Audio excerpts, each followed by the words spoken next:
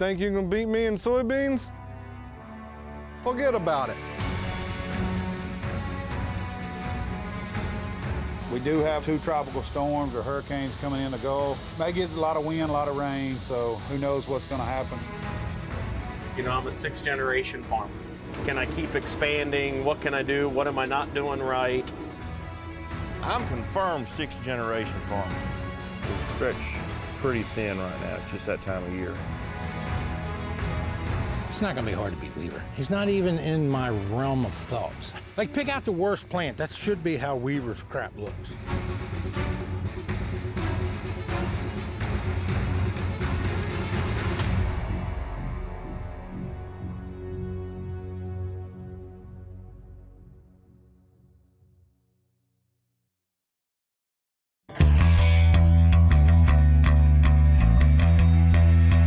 We're just south of Cedarville, north of Jamestown, right by our shop.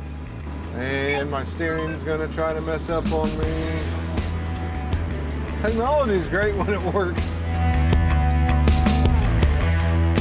Lose your auto steer at nighttime, you know, when it's so dusty you can't see anything. Makes it fun. My visual auto steer is not the best a lot of the times.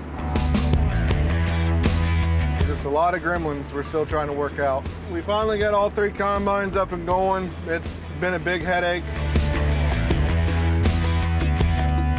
So last few days we've had some pretty good days, and we're averaging over 300 acres a day now, which we should be able to do more, but like I said, it's just been a bunch of little hiccups here and there. I mean, if you look behind us now, I got 3 guys trying to get an auger set. We had a chain come off, and just that little mess up there, we can't dump anything into the grain bins. Now I got a full semi and 2 full buggies, so we're eventually gonna have to sit, and you know, that's just time wasted right there, but you know, we can't do anything about it. The guys are busting their butts to fix it and get it back up and going. Ohio Cat's been busting their butt to keep these combines going. It's definitely not from a lack of effort, that's for sure.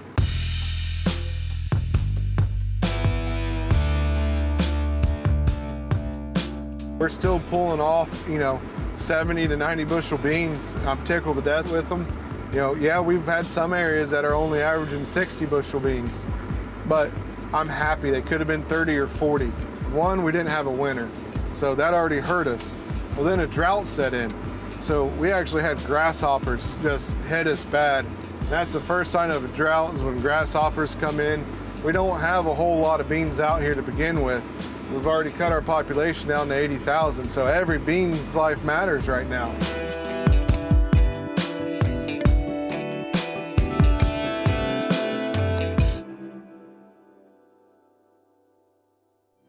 Every year is a learning year, no matter what Mother Nature gives you. That's why you can never be upset at Mother Nature. She's just giving you a game plan for the next.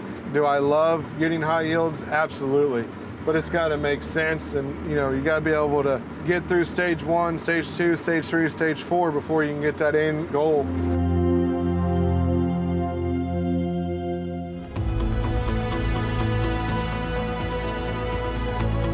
I love the crew we got. We're going to get through it. Junior does an excellent job.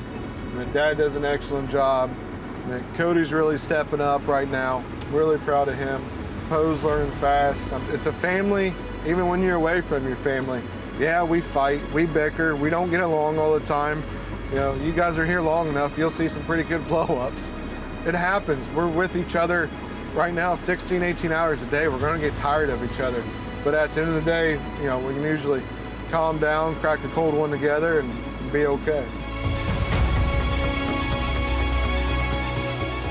A lot of people's mental health has been tested. And then you go look at farming where commodity prices was terrible. We don't like being in that position. You know, we're a business first, but it's what we know, and we're a family farm. We want to keep this within our generations, and so many other farmers out there also. We're going to do anything we can on some of these crops, just like what we're in now. I'm still tickled to death that we're getting this yield and we didn't give up. You know, you always got to look for that bright side. I always try to stay positive. You know, I always look for that little glimmer of hope, you know, to get you on to that next level. I'm thankful that our family's healthy. You know, my kids are healthy. They're having a blast at sports, being back at school, seeing their friends again. And like, I think for pretty much all of us in 2020, we can just say, F 2020, get this year over with. But, we said that about 2019, and look what 2020 gave us. So I guess we got to be careful what we ask for.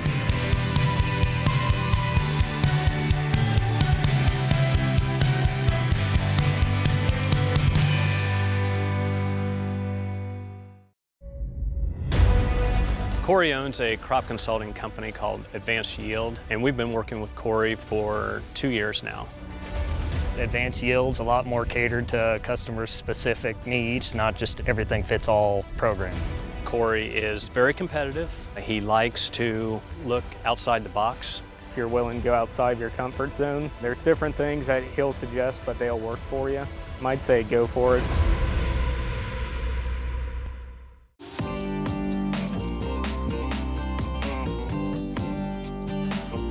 All right, so yeah, today we're gonna harvest these soybeans. We'll have a 40-foot flex draper header on it, so it takes a pretty big bite.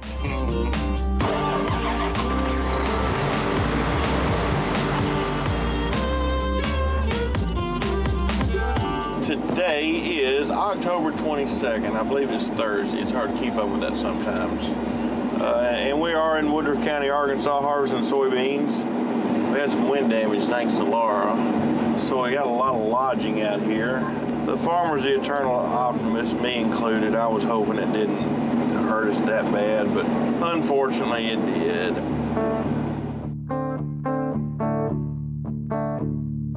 The yield on the parts of the field that aren't lodged is in excess of 100 bushels.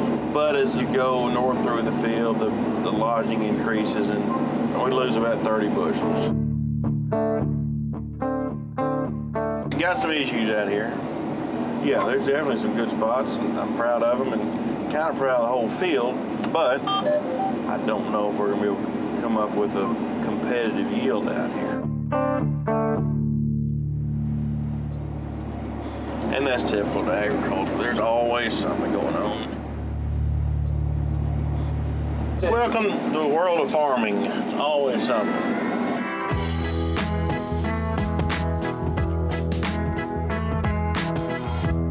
If these are planted May the 11th, then they've been ready for a while, but it's wet. We have a wide planting window of soybeans in Arkansas. I know guys who planted soybeans in August. They didn't make very much, but they did plant them. All in all, we've had good crops this year. This is a good yield. How can we be upset with this? It's just been nice if they'd all been standing. That hurricane came through end of August, and these beans were late in the reproductive cycle, and something happens. When they go down like this, something happens to the yield.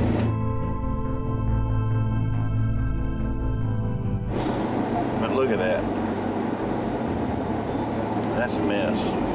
So yeah, 25, 30 bushels, what Laura's cost me on this field. It is what it is, it's just an average.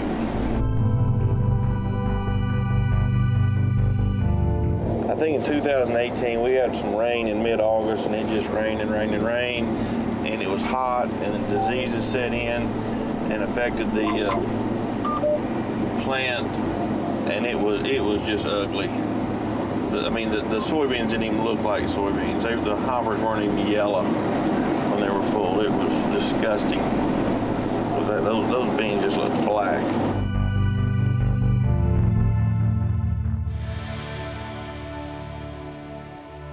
We don't get a hurricane every year, but we'll always have some weather event.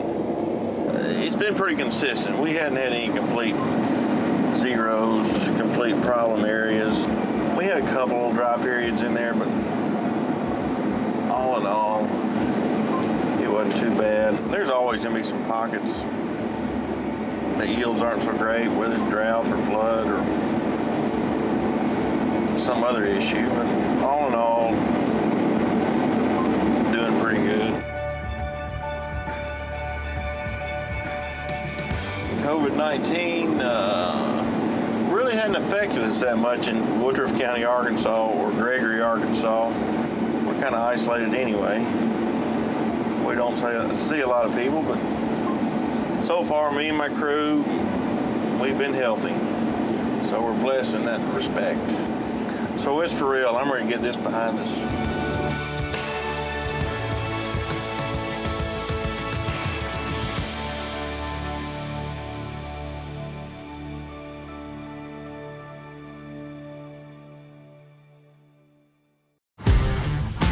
Revitec is a brand new product from BASF. We're really excited for that. Revitec is going to be able to help growers stretch yields more than they have in the past. The number one name of the game should be reducing stress. You reduce stress, you increase yield. I'm excited about Revitec. We use it on every acre. We're looking at upwards of 60 days control. It's going to take great farmers and just propel them so much further than we've ever been before.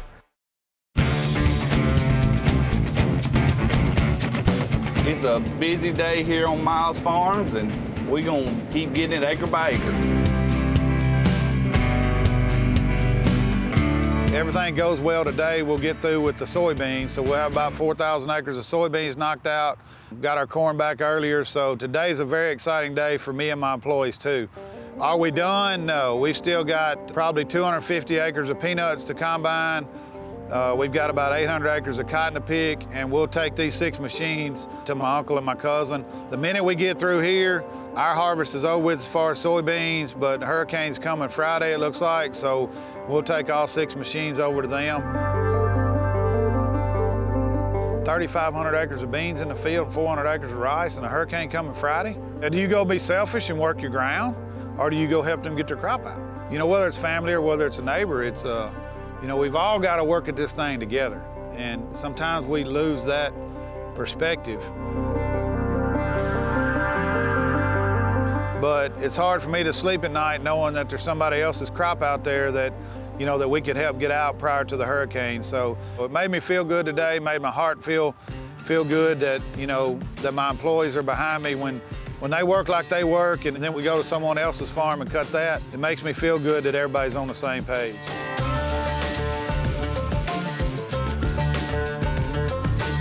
So as far as the bean crop goes, when we first started out, it looked like we were going to have a record bean crop. And you know, based on the yield monitors, the beans down here ended up laying down a little more, and so the yield may not be quite there. But overall, I think we're still going to end up with a normal bean average. Like I said, we had some fields that we planted really early that they cut really high. That's where our yield plot was. And then it's kind of went downhill from there. But still, we're looking at the 70 to 75 mark on these later beans. So still feel pretty fortunate, you know, with what they've been through to have what we have. We were, you know, 2 or 3 weeks late getting most of them planted, and it's just been a challenge. But overall, the bean crop seems like a pretty decent bean crop for us.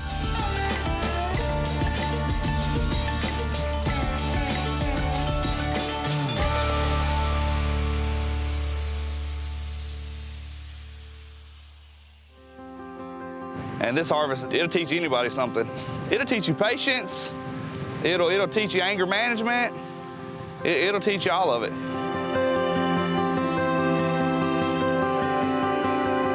I've been blessed with a lot of stuff in my lifetime. He's probably been one of the biggest blessings that I've had. Of course, a lot of y'all don't know, but I lost my best friend and my farm manager a year ago, last Father's Day, to an ATV accident that both of us were involved in. Lane's 25, but he turned into a 40-year-old as far as maturity when that happened. What I seen him do last year and what I've seen him do this year, because we lost our right arm basically when we lost Billy. You always hear about family squabbles and families hard to work together, and our operation is totally opposite. This operation is, on the back of our shirt it says Farmily, and that's what we believe. I'm not your boss, I'm your partner. You know, you're a partner in this operation. You know, when we cry, they cry. When we laugh, they laugh. And when we're working hard, they're working harder normally.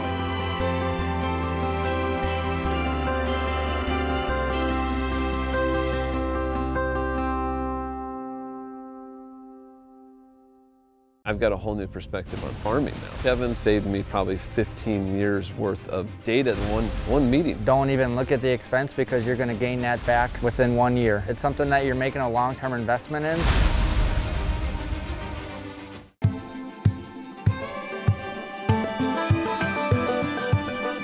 It's just been one fight after the other. Nothing has been smooth. You know, there's no real silver bullet to growing high yielding beans. I mean, maybe Weaver's got a silver bullet, I don't know. Evidently Cobb's got one too. He's learned something. But what we figured out years ago was beans actually like more phosphorus than they like anything else, more so than what you would think, like way, way, way more. So we planted them June 1st, which is way later than I'd plan a contest field.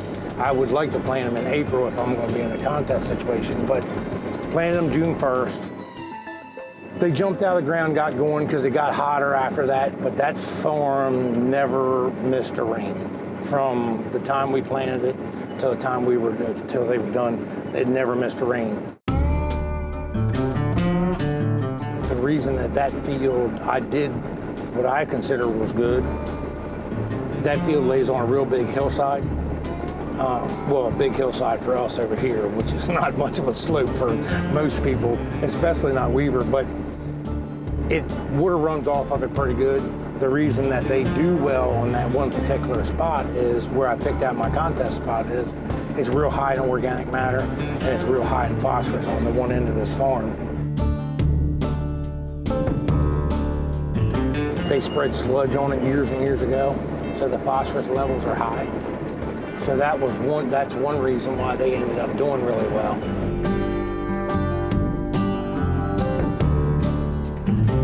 Can you ever replicate a year like this year?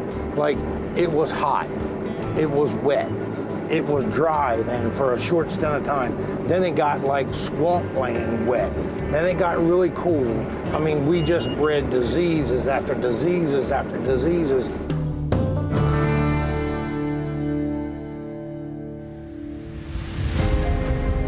Most of the time, if I'm not running it, one of my sons is running it. Temple runs it the most. But Alexander, he's got his license. He's older. I can rely on him to do pretty much everything else. He's like my right hand. I mean, you name it. It's all those things that they keep it running. You know, you can get anybody to run a combine, but you can't get anybody to run the whole thing. The problem with running a combine is you know, the data at the end of the year is only as good as the person that collects it and only as good as the person that put it in.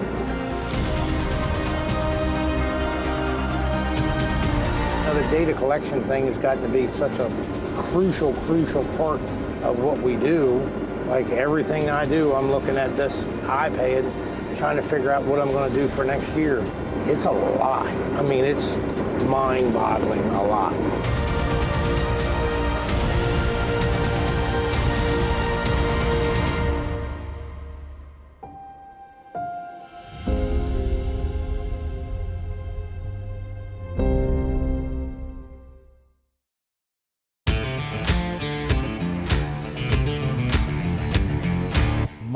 I got together with them.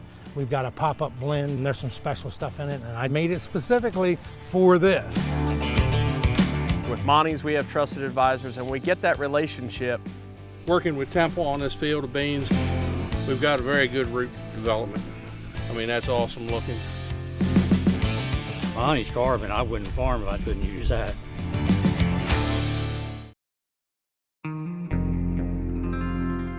We're 6 generations. My kids will be the 7th. You know, I'm blessed to have my dad and my grandfather get everything started the way they did. Hopefully I can build on it. No pressure, right?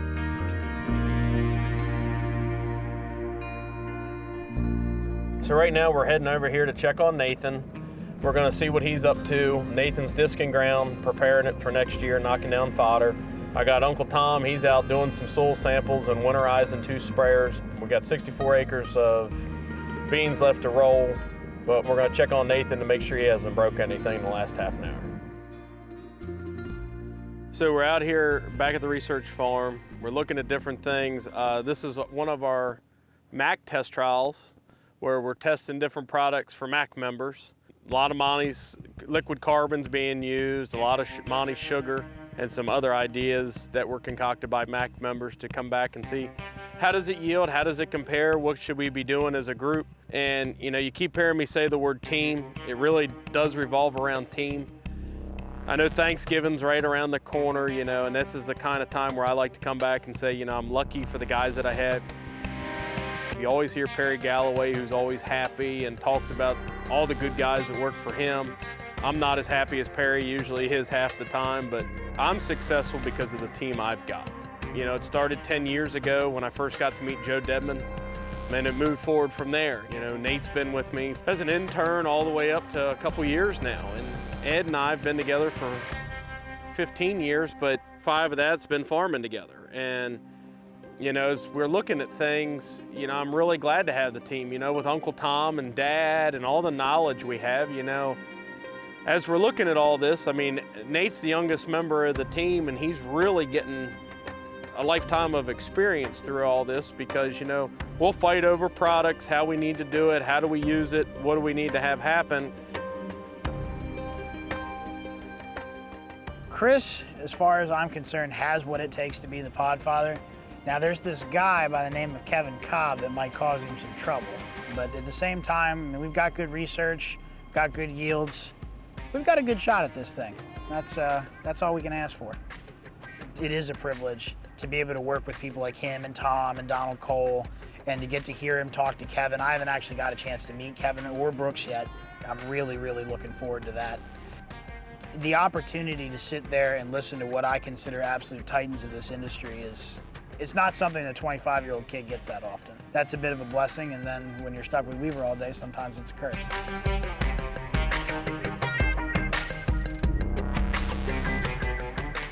You know, I don't know who's going to end up being the winner of Podfather, but you know, on that 3.5 acre block, that's 158 bushel beans. Let me tell you, we broke a combine part on it, you know, and you're sitting there and you're just humbled by the experience and watching these beans roll in, and you're watching everything happen, and you're filling trucks quicker in a little bit, your tank's getting filled, and it's a pretty humbling fact.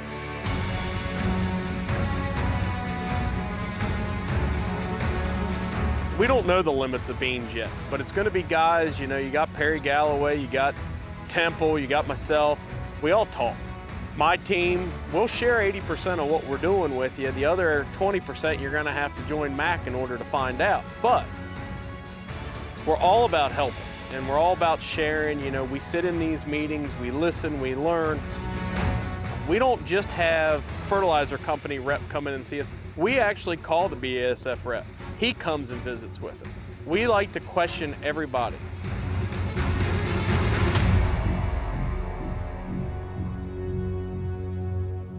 One of the big things in high production areas, I mean, talk to Cobb, Brooks, we never stop. Unless there's snow on the ground, we're finding something to do. You'll see a couple straw bale dikes out here where we gave up some ground to stop erosion. And I sit on the soil conservation board.